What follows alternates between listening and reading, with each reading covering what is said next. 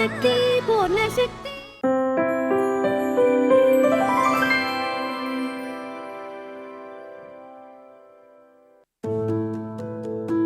Crazy திவ்ஸின் பால்வாக்கம் மோகனோட ஃபஸ்ட்டு ப்ளே, ஃபஸ்ட் எவர். அதாவது முதல் குழந்தை பிறந்தா நமக்கு எவ்வளோ சந்தோஷமாக இருக்கும். அந்த மாதிரி தலைச்சம் குழந்தை, அந்த மாதிரி தலைச்சம் ப்ளே மோகன்.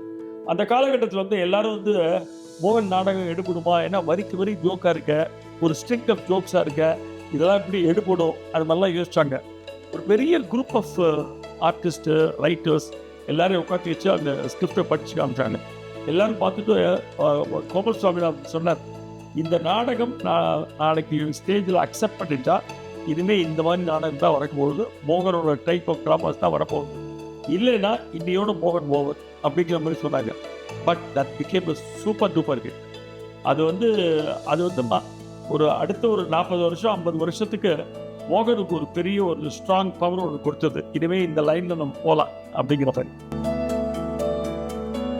மேரேஜ் மேடன் வந்து நாங்கள் 79 ட்ரூப் ஆரம்பிச்சு 82 மேரேஜ் மேடன் வரும். 82 எனக்கு அப்போ தான் கல்யாணம் ஆகும்போது அந்த மாதிரி ஒரு ஸ்டேஜ். ஸோ மாது பாலாஜி வந்து ஒரு சாதாரண ஸ்கூல் படிக்கிற பையன்லேருந்து ஒரு லவர் பாயை காமிக்கலாம் அப்படிங்கிறது மோகன் எடுத்தான். It is a very big play. ஏன்னா மோகன் எழுதினது 1000 பேஜஸ், நாங்கள் போட்டது 108 பேஜோ 110 பேஜோ, அத்தனை 900 பேஜஸை கட் பண்ணியிருக்கோம் நாங்கள். பட் ஒன்று மணியாக இருக்கும் அந்த நாடகத்தில். அந்த நாடகம் நாங்கள் போடும்போது எங்களை சுற்றி இருந்தது யாரெல்லாம் பார்த்தா ஒய்ஜி, எஸ் வி சேகர், காத்தாடி ராமூர்த்தி, எவ்வளோ ஜாம்பவன்ஸ்லாம் இருந்தாங்க, வரதராஜன், ஒய்ஜி மகேந்திரா, மௌலி, விஷு எல்லாரும் இருந்தாங்க. அந்த மாதிரி காலகட்டத்தில் நாங்கள் ஜெயிச்சோம் அந்த நாடகம். அதுக்கு காரணம் அந்த ஸ்கிரிப்ட். அந்த மேரேஜ் மேடன் சொல்லி தான் கிரேசி கிரியேஷன்ஸ்னு ஒரு ட்ரூப்பை எஸ்டாப்ளிஷ் பண்ணி. ஐயா அம்மா, ஐ வுட் சே மோகன் இஸ் பெஸ்ட். இன்னி வரைக்கும் மோகன் எழுதினதில் மாஸ்டர் பீஸ் அதுதான். ஏன்னா ஒரு ஃபேமிலியில் நடக்கிற இமோஷன்ஸை பியூட்டிஃபுல்லாக நகைச்சுவையாக சொன்னார். அந்த காலகட்டத்தில் மாமியார் மருமகள் பிரச்சனைலாம் ரொம்ப ஜாஸ்தியாக இருந்தது. அந்த மாதிரி காலகட்டத்தில் நகைச்சுவையாக இந்த பிரச்சனையை சொல்ல முடியும் அப்படிங்கிறத மோகன் வச்சுருப்பான். அதில் ஒரு சைடில் வரும், ஜானகி வந்து காஃபி குடிச்சிட்டு வரும் அப்பாவுக்கு, அவன் மாமியாரை கீழ்ந்து வருவா, ஏன்னா ஜானகி காஃபி குடித்தா சாப்பிடாதீங்கோ, விஷத்தை கலந்துவோம் அப்படின்னு போயிடுவான். உடனே அவன் அப்பா சொல்லுவான், ஜானகி காஃபி கலந்தா விஷத்தை போடுவோம், வயிற்றுலி காஃபியே விஷம் மாதிரி தான் கலப்போம், இதுக்கு ரெண்டுத்தையும் விட போய்டா ஹோட்டலுக்கும் போயிடுறேன்ட்டு அவர் கிளப்பி போயிடுவார். இந்த மாதிரி சில விஷயங்கள்லாம் ஒரு ஃபேமிலியில் நடக்கிற சமாச்சாரங்கள், இந்த ஹஸ்பண்ட் அண்ட் ஒய்ஃப் பிரச்சனை, மாமியார் மட்டும் பிரச்சனை, இதெல்லாம் ரொம்ப அழகாக ஹேண்டில் பண்ண நாடகம் ஐயா அப்பா. It is popular through out the world. என்றைக்கும் நான் அமெரிக்கா போனேன்னா, சார் ஒரு காப்பி இருந்தால் அந்த பழைய காப்பி ஒரு முடிஞ்சு சார். மாது +2 வந்து அதாவது லவர் பாயாக இருந்த மாதுவை கல்யாணம் ஆகி காமிச்சான். அதுக்கப்புறம் இந்த கொஞ்சம் அடல்ட்டாக காமிக்கிற மாதுவை அப்படிங்கிறதுக்காக அது 2 பொண்டாட்டி கதை பண்ணோம்.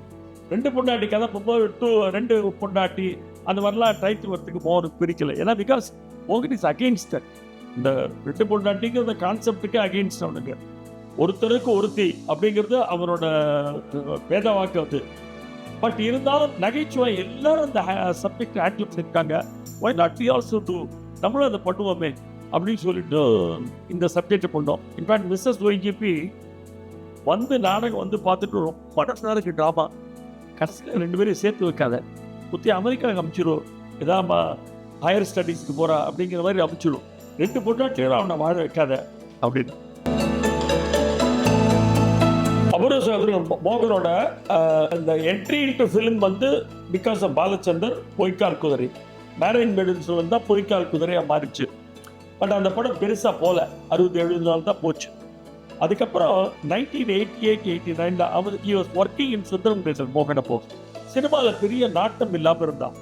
திடீர்னு ஒரு 88-89 கமல் கூட்டு, நான் ஒரு படம் எடுக்க போகிறேன் அபூர்வ சகோதரர்கிட்ட, நீங்கள் வசனம் எழுதுறீங்களா அப்படின்னு மோகன்கிட்ட கேட்டார். கண்டிப்பாக எழுதுகிறேன் சார், ஆனால் ஒரு கண்டிஷன், நீங்கள் டெய்லி ஆஃபீஸ் போயிட்டீங்கன்னா எனக்கு உங்களோட டச்சில் இருக்காது, ஆனால் நீங்கள் ப்ரொஃபஷனல் ஆக முடியுமா, வேலையை விட்டு வர முடியுமான்னு. சார் எனக்கு ரொம்ப பிடிச்ச டைலாக் தான் சார், நாளைக்கு விட்டுறேன் சார். நகம் அடுத்த நாள் வேலையை விட்டு join with Kamal, but no training back. அதுக்கப்புறம் பல படங்கள் வருது. ஆனால் எத்தனை படங்கள் வந்தாலும் அபுரசோதல் இஸ் மாஸ்டர் பீஸ். பஞ்சதந்திரம், அதாவது பஞ்சதந்திரம் வந்து அவர் இந்த மாதிரி ஒரு 4 ஃப்ரெண்ட்ஸு இந்த சமாதானம் டிசைட் பண்ணார். பட் அவங்க போய் ஒரு பெங்களூர் மாதிரி ஒரு இடத்துல போய் நல்லா கூத்தடிக்கிறது அப்படின்ட்டு.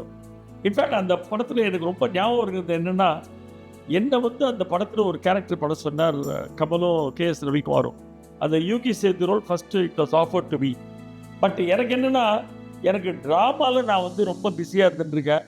என்னை நம்பி 25 ஆர்டிஸ்ட் ட்ரூப்பில் நடிக்கிறாங்க. நான் சினிமான்னு கிளம்பி போயிட்டேன்னா 60 நாள் 70 நாள் அங்கே கொடுக்க விட்டுருக்கேன். அப்போ ட்ராமா போட முடியாது, வெளியூர் போக முடியாது, இந்த மாதிரி கன்ஸ்ட்ரெயின்ஸ்லாம் இருந்தது.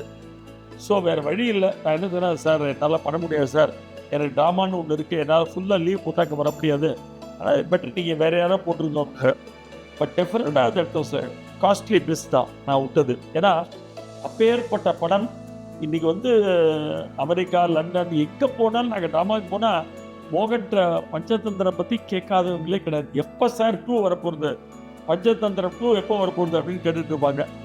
அஃப்கோர்ஸ் மோகனே இல்லை. சாக்லேட் கிருஷ்ணா வந்து எங்களோட மோஸ்ட் பாப்புலர் பிளே. அதாவது 2006-07 மோகன் என்ன சொன்னால், இத்தனை நாளாக ட்ராமா போட்டிருக்கோம். அஃப்கோர்ஸ் நம்ம ட்ராமாவில் வல்காரிட்டி கிடையாது, பாலிடிக்ஸ் கிடையாது, குழந்தைகளை எயிட் பண்ணி தான் போனோம்.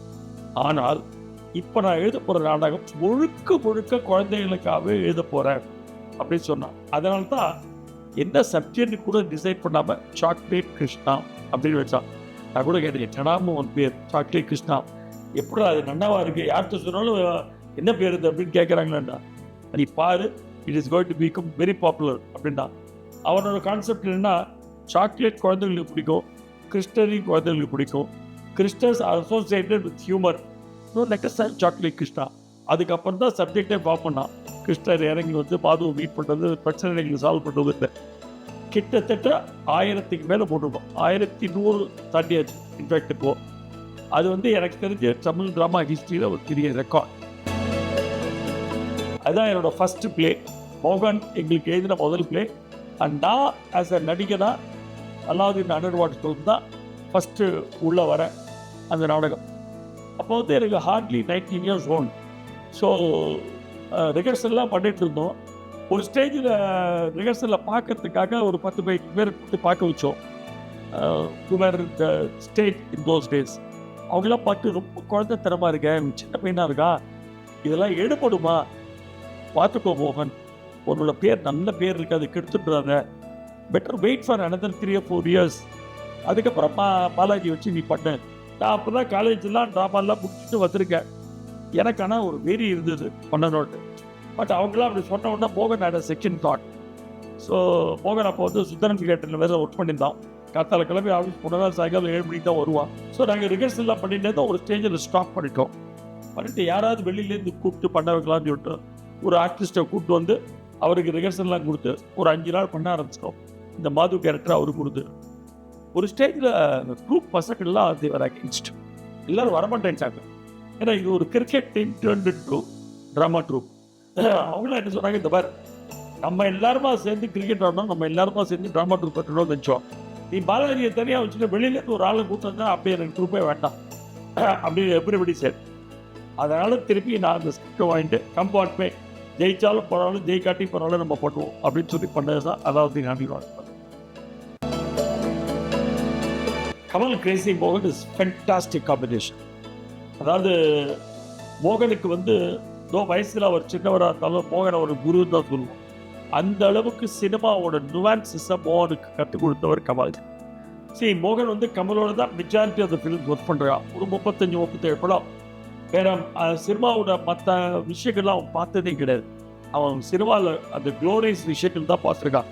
ஒரு ப்ளூ ஐடி பாயாக இருந்திருக்கான். கமலோட டிஸ்கஸ் பண்ணுவான், கமலோட உட்காந்து ஸ்க்ரீன் பிளே அவர் டிசைட் பண்ணி கொடுப்பார். போய் வசனம் எழுதுக்கும் பார், அவ்வளோதான். வசனம் எழுதி கொடுத்தா அதை பாயிண்ட் பண்ணி அங்கே போய்ட்டு அப்புறம் சும்மா ஜாலியாக ஷூட்டிங் போயிட்டு வருவான். எதாவது வேல்யூ எடிஷன் எதாவது டைலாக் தான் போய் ஆட் பண்ணுவான். அவங்க 2 பேருக்குள்ள அப்படி ஒரு understanding. They started as a friend. ஒரு ஸ்டேஜஸாக வந்தாங்க, ஃப்ரெண்ட் ஆனாங்க. ஆல்மோஸ்ட் அவ்வளோ க்ளோஸ் ஃப்ரெண்ட் ஆனாங்க. ஒரு ஸ்டேஜில் கமலே சொன்னார், சார் மோகன் இருந்தபோது நான் ஒரு அண்ணன் கூப்பிட்டுக்கலாம் போட்டுங்க, நான் மிஸ் பண்ணிட்டேன் அப்படின்னு கமல் சொன்னார் மோகன் போனதுக்கப்புறம். அந்த அளவுக்கு அவங்களுக்கு பாண்ட் உண்டு. You will not believe it, when மோகன் டை ஃபஸ்ட்டு டாக்டர் வந்து என்கிட்ட கூட சொல்லலை, கமலை தான் கையை பிடிச்சது, யூ லாஸ்ட் யுவர் ஃப்ரெண்ட் அப்படின்னு. You was there.